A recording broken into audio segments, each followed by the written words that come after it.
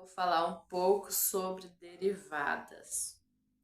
O início da história da derivada e seu desenvolvimento converge com o de cálculo, pois o cálculo surgiu com o desenvolvimento da derivada e do integral. A sequência estudada nos cursos de cálculo é somente por uma questão didática, pois o conceito de limite foi criado em função da derivada e da integral.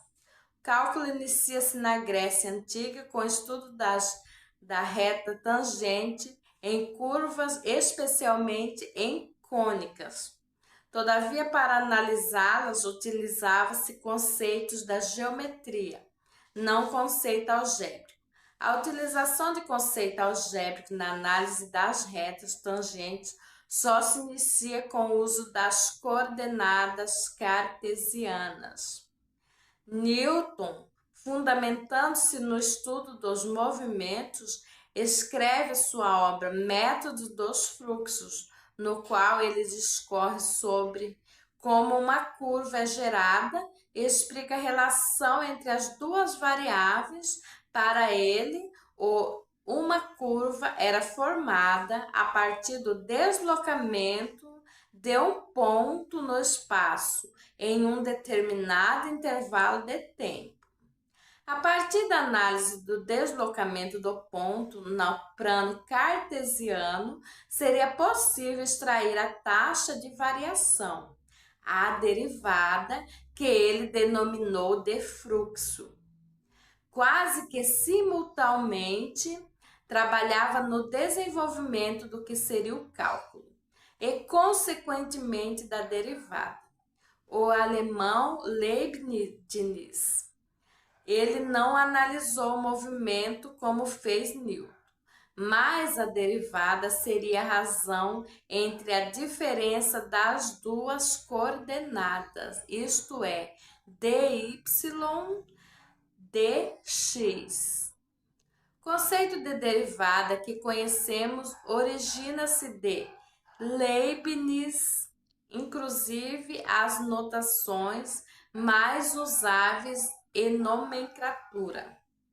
O crédito do desenvolvimento do cálculo é tema bastante polêmico, pois uns defendem que foi Sir Isaac Newton que o desenvolveu primeiro, enquanto os outros acreditam Gottfried Wilhelm Leibniz como o criador do cálculo. Todavia, deve-se saber que ambos contribuíram bastante para o cálculo.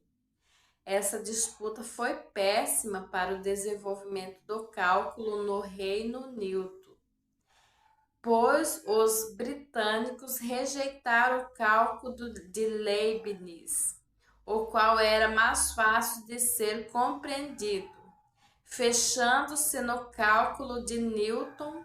Isso levou a um isolamento dos matemáticos britânicos, ficando alheios de inúmeras descobertas obtidas a partir do cálculo de Leibniz.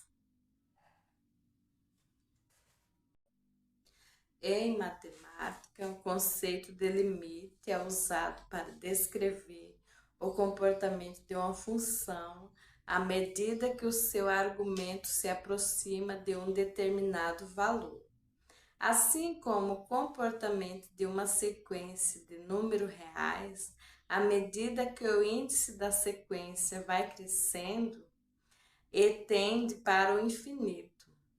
Os limites são usados no cálculo diferencial integral e em outros ramos da análise matemática para definir derivadas, continuidade de funções, somas de Riemann, integrais definidas e integrais impróprias. Foi enquanto se dedicava ao estudo de algumas destas funções que Fermat deu conta das limitações do conceito clássico de reta tangente a uma curva como sendo aquela que encontrava a curva no único ponto. Tornou-se assim importante reformular tal conceito e encontrar um processo de traçar uma tangente a um gráfico num dado ponto. Esta dificuldade ficou conhecida na história da matemática como o problema da tangente. Essas ideias constituíram o embrião do conceito de derivada e levou Laplace a considerar Fermat o verdadeiro inventor do cálculo diferencial. Contudo, Fermat não dispunha de notação apropriada e o conceito de limite não estava ainda claramente definido. Leibniz algebriza o cálculo infinitesimal, introduzindo os conceitos de variável, constante e parâmetro, bem como a notação dx e dy, para designar a menor possível das diferenças em x e em y. Desta notação surge o nome do ramo da matemática, conhecido hoje como cálculo diferencial.